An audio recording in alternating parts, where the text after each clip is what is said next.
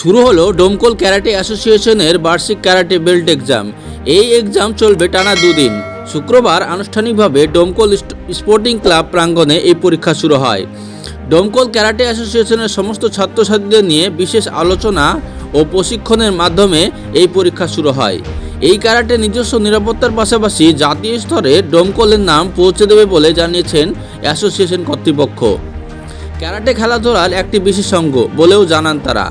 আজকের এই অনুষ্ঠানে উপস্থিত ছিলেন আব্দুল আলিম বাপি বিশ্বাস, খন্দকার উমর ফারুক, সেন্সি তারকনাথ, আফতাব শেখ সহ আরও অনেকে।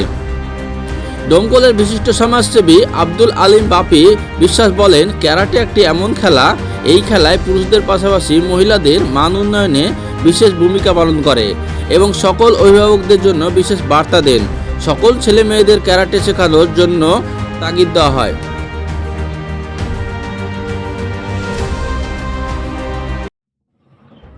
আজকে ডোমকল সাব ডিভিশনের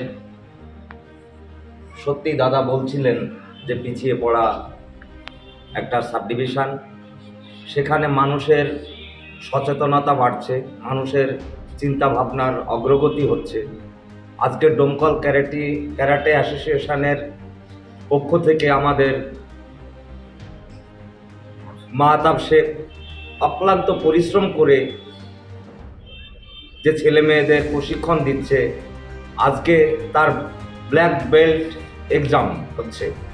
মানে এখানে জাতি ধর্ম নির্বিশেষে সব সম্প্রদায়ের ছেলেমেয়েরা প্রশিক্ষণ নিচ্ছে এবং এতে নিজের সেলফ ডিফেন্সেরও একটা ব্যাপার থাকে। আর এখানে কি কি ফেসিলিটি হয় আমাদের কলকাতা থেকে আগত আমাদের সাহেব এসে বললেন এখানে দীর্ঘক্ষণ আলোচনার মাধ্যম দিয়ে।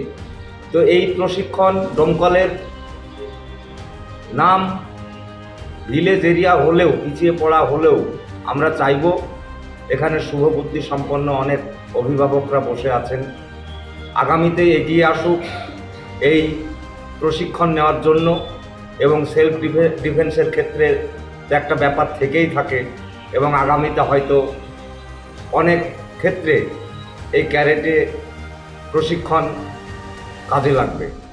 এবং আমাদের এই অ্যাসোসিয়েশনকে আমাদের এইটুকুই বলার যে আপনারা এই ধরনের প্রশিক্ষণ এর কার্যকলাপ চালিয়ে যান। যদি আমাদের কোথাও কোনো সাপোর্ট লাগে, আমরা আপনাদেরকে নির্দ্বিধায় নিঃস্বার্থে সহযোগিতার হাত বাড়াবো। ধন্যবাদ।